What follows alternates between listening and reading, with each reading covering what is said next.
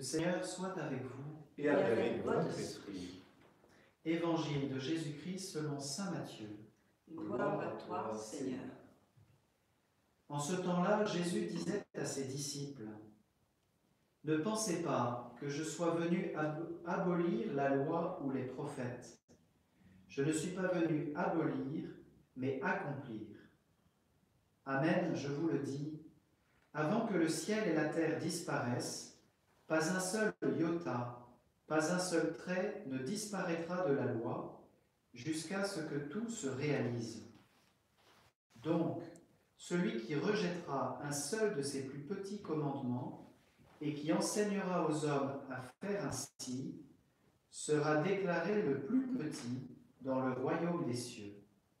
Mais celui qui les observera et les enseignera, celui-là sera déclaré grand dans le royaume des cieux. Acclamons la parole de Dieu. Louange à toi, Seigneur Jésus.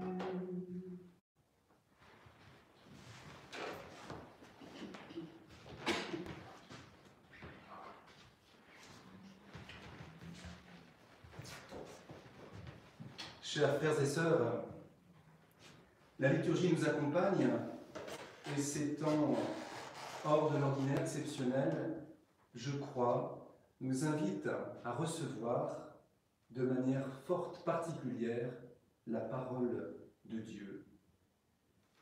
Aujourd'hui, nous entendons Jésus qui affirme avec force qu'il n'est pas venu abolir la loi et les prophètes, mais qu'il est venu accomplir.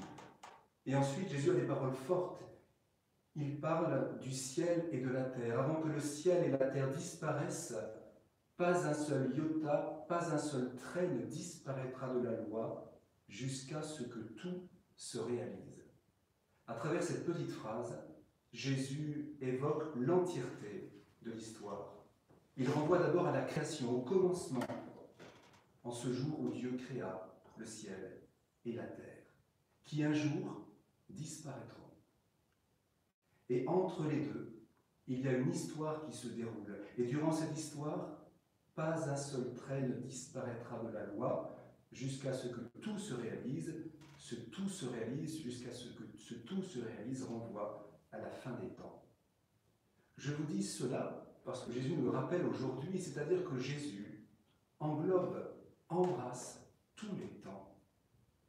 Jésus, comme il le dit dans l'Apocalypse, est l'alpha et l'oméga.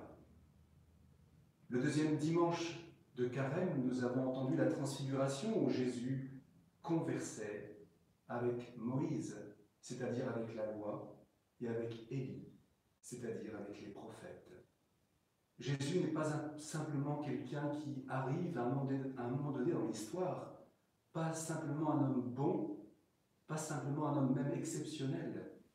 Jésus est au cœur de l'histoire. Jésus est l'alpha et il est l'oméga. Et ainsi, je voudrais vous dire que si Jésus est au cœur de l'histoire, qu'il est le cœur du monde, qu'il est au principe et à la fin, et qu'ainsi toute l'histoire est entre ses mains et entre les mains du Père, nous n'avons pas à avoir peur. Ces temps troublés, pour beaucoup de notre génération, pour les plus jeunes, c'est la première fois dans notre existence que nous avons des temps aussi troublés, partagés par quasiment toute la planète. Et cela nous met devant les yeux, au fond, des choses que nous avions peut-être oubliées trop facilement, parce que nous nous étions enfermés dans notre égoïsme, dans une forme d'aveuglement, mais cela nous rappelle que nous sommes fragiles, que nous ne sommes pas nos propres maîtres, et qu'ultimement, nous appartenons à Dieu et au Christ. Alors bien sûr, dans tous ces événements, on peut y lire et y repérer la queue du serpent, comme le dit saint Ignace de Loyola, évidemment, je redis ces paroles de Monsieur le Petit, les fantaisies du diable, à la fois pour dire que c'est vrai qu'il est là, et qu'il ne faut pas le mettre de côté, et en même temps ne pas lui donner une importance excessive. Certes, le diable est le prince du monde, mais Dieu est plus grand, beaucoup plus grand. Et il est le prince de nos vies. Dieu est le maître de l'histoire. Il est le maître de tous les temps. Nous sommes ainsi invités à nous remettre profondément dans les mains de Dieu. Vous savez, plusieurs personnes m'ont téléphoné, plusieurs personnes écrivent des mails un peu inquiètes en disant « Mais que fait le Seigneur dans ces temps troublés ?» Dieu tient tout dans sa main. Rien n'échappe à son influence. Rien ne peut déjouer les projets du Seigneur. Saint Augustin a une formule assez radicale. Il dit ceci: rien n'arrive sans que le Tout-Puissant veuille que cela arrive, soit en le laissant arriver, soit en le faisant lui-même. Laisser arriver quelque chose est aussi une décision émanant de la volonté de Dieu. Alors bien sûr, ce n'est pas forcément facile à comprendre ce laisser aller, cette forme de passivité de Dieu. Et pourtant, Dieu est là. La bonté de Dieu est pour ainsi dire contagieuse et elle contamine aussi le mal. Je reprends une autre phrase de saint Augustin: Dieu est si bon, dit-il, que dans sa main, même le mal favorise le bien. Dieu n'aurait jamais laissé arriver le mal s'il n'avait pu, grâce à sa parfaite bonté, l'utiliser. Et ainsi le Seigneur est présent, car à travers ces événements, il nous invite à revenir à lui, à nous convertir, à ouvrir notre cœur et à ne pas rester dans l'illusion de la toute-puissance et de la démesure. C'est pour cela que Jésus, dans l'Évangile, nous invite à honorer et à respecter tous ces petits commandements. Nous restons grands aux yeux de Dieu, non pas lorsque nous sommes dans la démesure et l'orgueil. Nous sommes grands devant Dieu et dans son royaume lorsque nous accomplissons au jour le jour les petits commandements, et en particulier ceux de la charité, qui aujourd'hui sont si importants à vivre.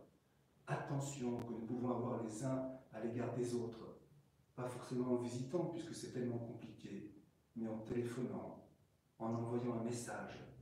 Cette délicatesse est tellement importante, c'est ainsi que nous serons grands les uns à l'égard des autres et grands devant Dieu. Nous sommes dans sa main.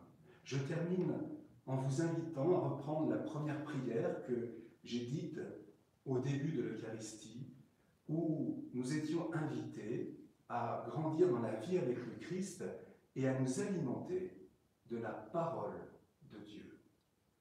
Vous ne pouvez pas communier sacramentellement, mais chacun d'entre nous, nous pouvons en ces temps méditer de manière plus forte, plus sérieuse, je dirais, la parole de Dieu. C'est elle qui nous fait vivre, c'est elle qui nous donne de comprendre ce que nous vivons, c'est elle qui nous donne de rester dans la paix.